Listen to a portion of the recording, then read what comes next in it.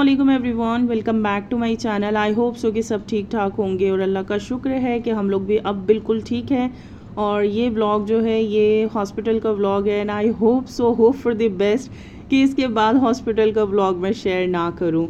फ़िलहाल यहाँ पर ना हम आपी को एडमिट करवाने के लिए आए थे। रैयान मैं आपी को लेकर आ गए थे इवनिंग में कोई 6 सवा 6 बजे और यूसरा और इल्सा आ गए थे बाद में। इन दोनों ने हमें बाद में ज्वाइन करा था। तो फ़िलहाल डॉक्टर ने बोला था कि आप ही को एडमिट कराना है और फिर नेक्स्ट डे आप ही के स्टेंटिंग होगी। तो उसके लिए हम लोग बहुत ज़्यादा मतलब टेंशन में थे।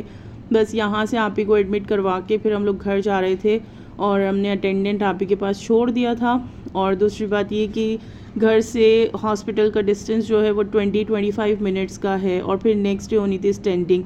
तो बस अम्मी ने बोला कि आप लोग आ जाओ क्योंकि रेस्ट करना है, फिर उसके बाद नेक्स्ट डे सुबह ही सुबह आपको जाना पड़ेगा हॉस्पिटल और सारा दिन आपका हॉस्पिटल में गुजरेगा।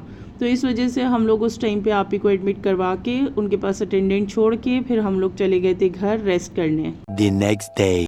तो ये था जी नेक्स्ट डे जिस दिन आप ये स्टेंटिंग होनी थी। तो यूसरा और मैं बिल्कुल सुबह ही सुबह ये समझ लें 7:30 और आई गेस 8 o'clock अपने घर से निकल गए थे और 8:30 तक हम हॉस्पिटल पहुंच गए थे। और जब यहाँ पर आए तो हम लोगों ने इनको भी ब्रेकफास्ट कराया। ये हमारी अम्मी को अपनी खाला की तरह मानती हैं। तो मतलब यूसरा और मुझे ना इस वक्त एक और साथ की ज़रूरत थी और अल्लाह ने इनको हमारी मदद के लिए भेज दिया था। और मैं कहती हूँ यार बिना किसी लालच बिना किसी मतलब के अगर आपके कोई काम आ जाए ना तो वो इंसान सबसे बड़ा इंसान होना चाहिए आपकी ज़िंदगी में।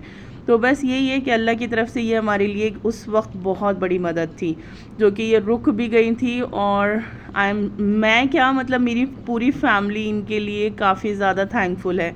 तो सबसे पहले आके जी हम लोगों ने ब्रेकफास्ट करा क्योंकि घर से ब्रेकफास्ट नहीं करके निकले थे। तो यहाँ पर कैंटीन में जो भी अवेलेबल था हम लोगों ने वो खाया क्योंकि इसको खाने के बाद ना फिर हमें आगे एस्कॉर्ट हार्ट हॉस्पिटल जाना था। तो इसलिए मैंने कहा चलो अब जो भी मिल रहा है ना वो खाएं पिएं और फिर निकलते हैं हॉस्पिटल के लिए। A few moments later. बस यहाँ पर हम लोग जा रहे थे स्कॉट हार्ट क्योंकि एंजियोग्राफी जो हुई थी ना आप ही के स्कॉट हार्ट में हुई थी मई में। तो यूसरा ने कैब बुक कर लिया था। ऑल दो अपनी गाड़ी है बट यूसरा के हाथ पैर इस वक्त इस टाइम पे बहुत ज़्यादा शिवर करते, वो नहीं चला पाती गाड़ी। तो हमने कहा कोई बात नहीं कैब कर लेते, बल्कि मैं तो उसको बोल रही थी कि हम ऑटो से चलते, कैब आने में बहुत टाइम लगाती है। ऑटो बिल्कुल हॉस्पिटल के बाहर ही मिल रहे थे। मैंने कहा हमारे पास इतना टाइम भी नहीं है, डॉक्टर्स को जो जल्दी से जल्दी हम लोगों को सीडी ला के देनी है। तो फ़िलहाल यहाँ से ना हम इस हॉस्पिटल से नेशनल हार्ट हॉस्पिटल से स्कॉट हार्ट का रास्ता जो था वो 20-25 मिनट्स का था। बट जैसे जैसे वो रास्ता गुजरा फिर वहाँ पर जाके ना हम लोगों ने स्कॉट हार्ट में भी सीडी लेने के लिए बिल पे करा। तो उन्होंने उसके लिए भी अमाउंट मांगा, उसके बाद हमें सीडी लेनी थी। तो बिल पे करके ग्राउंड फ्लोर पर फिर हम लोग जा रहे थे सेकंड फ्लोर पर। फिर हम सेकंड फ्लोर पर पहुँचे तो वहाँ पर जब हमने बिल सबमिट करा कि हमें सीडी चाहिए एंजियोग्राफी की, तो ही सेड कि आपने आज बिल सबमिट करा है ना तो आपको कल मिलेगी। ओ गॉड, यूसरा और मैं तो एकदम एक दूसरे को देखने लगे। हमने कहा अगर यहाँ पर एक दिन एक्स्ट्रा जाएगा तो इट मीन्स कि नेशनल हार्ट में भी एक दिन और डिले हो जाएगा। तो उनको बहुत रिक्वेस्ट करी कि आप प्लीज़ हमारे लिए अरेंज कर दो क्योंकि ये बहुत ज़रूरी है। हमारा पेशेंट ऑलरेडी एडमिट है नेशनल हार्ट में, तो हमें बहुत अर्जेंटली ये सीडी चाहिए। तो काफ़ी रिक्वेस्ट करने के बाद उन्होंने फ़िलहाल 1 घंटे के अंदर वो सीडी बनवा दी और फिर वो सीडी लेकर ना हम लोग वापस से निकले। अगेन यूसरा ने कैब बुक कर दी। मैंने बोला तुमने अब क्यों कैब बुक करी यार, अब हम ऑटो से चल लेते हैं, कैब आने में यहाँ पर टाइम लेती है। तो उसने बोला नहीं कैब से ही जाएंगे, धूप देख रहे हो कितनी तेज़ है, अगर हम लोगों में से कोई एक बेहोश हो गया तो कौन देखेगा। फ़िलहाल मैं कहा चलो ये भी ठीक है, अगर कैब आ जाएगी तो कैब में चले जाएंगे एसी में आराम से बैठकर। तो यहाँ पर हम लोग कैब का वेट कर रहे थे। चलो ठीक है, हम बाहर की तरफ ही आ रहे हैं आप। तो बस यहाँ से हम लोगों ने सीडी पिक करी और वापस से कैब में बैठ गए थे। तो जिस कैब ड्राइवर के साथ हम स्कॉट आए थे तो ही सेड कि मैं बाहर वेट करूँगा आपका और आपको दोबारा कैब बुक करने की ज़रूरत नहीं है, मैं आपको खुद ही नेशनल हार्ट हॉस्पिटल छोड़ दूँगा। मतलब मैं हैरान थी अल्लाह किस तरह से अपने बंदे की मदद करता है और उस वक्त वो मदद बहुत बड़ी मदद लग रही थी। Hours later.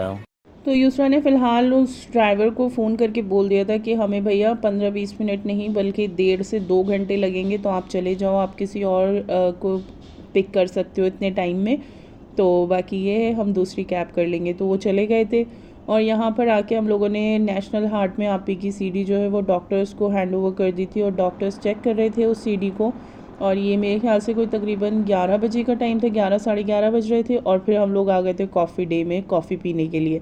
मतलब मेरे लाइफ में ये पहला दिन ऐसा था जिस दिन मैंने सबसे ज़्यादा कॉफ़ी पी होगी। मतलब मैं विंटर्स में भी इतनी कॉफ़ी नहीं पीती, एक सुबह एक शाम, लेकिन यहाँ पर मैंने कम से कम, हम लोगों ने 4 बार, मेरे ख्याल से 4 से 5 बार तो कॉफ़ी पी है। तो बस यहाँ पर हम लोग कॉफ़ी पी रहे थे और डिस्कस कर रहे थे कि अब डॉक्टर्स क्या बताएंगे। और यूसरा बार बार ये कह रही थी, देखना हमारे चेहरे के रंग कितने ओड़े ओड़े लग रहे हैं। तो मैंने कहा वो तो है ही, ऑब्वियसली टेंशन हो रही है तो चेहरे के रंग तो उड़ेंगे ही। बस फिर जब तक हम लोग यहाँ पे बातें कर रहे थे ना बैठ के, कि डिस्कस कर रहे थे डॉक्टर क्या कहेंगे क्या कहेंगे, तो वहाँ पर रिसेप्शन पे अनाउंसमेंट हो गई थी कि समरीन के साथ जो भी अटेंडेंट है ना वो आईसीयू में आ जाए, डॉक्टर बुला रहे हैं।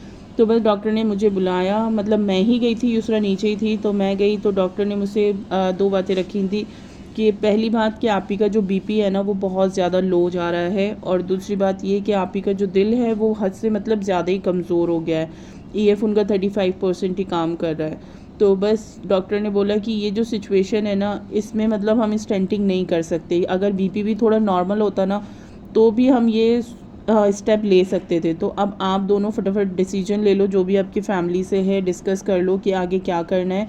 बाकी ये है कि हाँ स्टेंट तो डलना था उनका, तो जिसकी वजह से बीपी की वजह से वो थोड़ा सा डॉक्टर्स भी टेंशन में देगी अगर बीपी लो इसी तरह से रहा, क्योंकि वो एक दिन पहले से उनका बीपी चेक कर रहे थे, सारी मेडिसिन उनको दी जा रही थी, बट स्टिल उनका बीपी नॉर्मल नहीं हो रहा था, 80/60 बीपी आ रहा था लगातार। तो डॉक्टर भी यही कह रहे थे कि आप लोग जो भी डिसीजन लेना है फटाफट ले लो। तो बस मैं ये नीचे आके यूसरा को बताई सारी बात कि इस तरह से डॉक्टर कह रहे हैं और अब बताओ क्या करना है। तो फ़िलहाल हम लोगों ने डिसाइड करा कि अभी हम स्टेंटिंग नहीं करवाते, अभी हम आप ही को मेडिसिन देते हैं और इनका बीपी थोड़ा नॉर्मल होने देते हैं, क्योंकि बीपी घर से ही इनका इतना लो चल रहा था। मतलब जब से इनकी एंजियोग्राफी हुई थी ना तब से इनका बीपी 100/80 100/80 इसी तरह से बीपी आ रहा था। लेकिन जब हॉस्पिटल में एडमिट हुई, आई डोंट नो, उनको शायद ज़्यादा स्ट्रेस हो गया, पैनिक हो गई, या फिर कुछ ज़्यादा सोच रही थी माइंड में, जिसकी वजह से उनका बीपी नॉर्मल नहीं हो पा रहा था। तो ये एक बहुत बड़ा रिस्क फैक्टर था। डॉक्टर ने बोला बीपी कुछ ज़्यादा ही लो है, तो इस वजह से हम कुछ भी ट्रीटमेंट नहीं कर सकते, या तो आप बीपी ठीक करें, आप अपनी सिस्टर से बात करें। तो मैंने उनसे पूछा भी आप ही तुम्हारा बीपी इतना लो जा रहा है, तुम अपना तबीयत थोड़ा सा ठीक रखो, तुम क्या सोच रही हो। तो शी सेड नहीं कुछ सोच नहीं रही, बस थोड़ा सा डर लग रहा है मुझे। तो वो तो ऑब्वियसली वो नेचुरल है, वो किसी के साथ भी प्रोसेस होना होता है, तो ओटी की शक्ल देखते ही डर लगने लगता है। तो बस यहाँ पर हम लोगों ने फ़िलहाल डिसीजन ले लिया था, जो कि बहुत डिफ़िकल्ट था। घर में बात करी, सबसे बात करी, जो हमारे अम्मी के डॉक्टर हैं मेनली, जिनके रेफरेंस से हम लोग गए थे वहाँ पर, तो उनसे भी बात करी। तो उन्होंने भी सेम बात बोली कि बीपी का मेन प्रॉब्लम आ रहा है कि बीपी बहुत ज़्यादा लो जा रहा है। तो आप इस टाइम पे तो अभी डिस्चार्ज ले लो और मेडिसिन पे रखो इन्हें, 3 मंथ्स मेडिसिन पे रखो, कंप्लीट बेड रेस्ट पे रखो। फिर उसके बाद हम देखते हैं कि इनका क्या करना है, क्योंकि इनके फिर दोबारा से सारे टेस्ट रिपीट होंगे। तो फिलहाल यहाँ से हम लोगों ने डिस्चार्ज ले लिया था आप ही का, और फॉर्मेलिटीज़ जो भी थी डिस्चार्ज की वो मैं यहाँ पे काउंटर पे सारे बिल वगैरह पे कर रही थी। बच्चे शाम को आए थे आप ही के कपड़े और स्लीपर्स लेके, तो मैंने कहा चलो मैं दोनों बच्चों को कॉफ़ी पिला देती हूँ इतने। फिर दोबारा हम इस कॉफ़ी डे में आए, और फिर यहाँ पे बच्चों के साथ यूसरा ने और मैंने दोबारा कॉफ़ी पी। मतलब टेंशन में इतने थे ना कि बस उस वक्त कॉफ़ी दिख रही थी, क्योंकि हाँ कॉफ़ी पियेंगे ना थोड़ा दिमाग चलेगा, कॉफ़ी पियेंगे तो थोड़ी सी एनर्जी आएगी। तो फिर हम लोगों ने यहाँ पर शाम के टाइम दोबारा से कॉफ़ी पी थी। तो बच्चे माशाल्लाह देखिए इतनी एज नहीं है, लेकिन वक्त और हालात इंसान को इतना बड़ा बना देता है ना कि बच्चे खुद इतनी दूर पहली दफ़ा ट्रैवल कर आए थे मेट्रो से, वो भी तो खैर अल्लाह का शुक्र है आ गए थे। बट मैं कहती हूँ कि वक्त इंसान को सब सिखा देता है, हालात इंसान को सब सिखा देते हैं। तो यहाँ पर आप ही को फ़िलहाल डिस्चार्ज ले लिया था हमने, और बस यहाँ जाते जाते मैंने ये वीडियो शूट करा था। मैंने कहा यार बस अल्लाह से दुआ है कि अल्लाह पाक जब कुछ खैर हो ना, कोई गुड न्यूज़ हो, तभी हम हॉस्पिटल की शक्ल देखें, अदरवाइज़ हमें हॉस्पिटल की शक्ल ना देखनी पड़े। तो यहाँ पर हम लोग ने कैब कर ली थी और बस आप ही को लेके जा रहे थे घर, और रिलैक्स भी थे बट कहीं ना कहीं टेंशन भी थी माइंड में कि फिर 3 मंथ्स के बाद फिर सारे वही टेस्ट होने, फिर डॉक्टर्स के पास जाना है, फिर हॉस्पिटल के चक्कर लगने। तो बस अल्लाह से दुआ है कि आप लोग भी दुआ करिएगा कि आप ही अल्लाह पाक आप ही को सेहत दे, तंदुरुस्ती दे, उनकी दवाइयों में इतनी शिफा डाल दे कि उनको इन सब चीज़ों की ज़रूरत ही ना पड़े और वो ठीक हो जाएं। तो फ़िलहाल हम लोग घर पहुँचे और घर पहुँच के तो हिम्मत बिल्कुल डाउन हो गई थी क्योंकि सुबह 7:30 बजे के गए हुए हम रात को 8:30 बजे घर आए थे, कोई 12-13 घंटे में। तो बस यूसरा ने खाना ऑर्डर कर लिया था, खाना खाया और उसके बाद हम सो गए थे। अल्लाह हाफिज़ जी।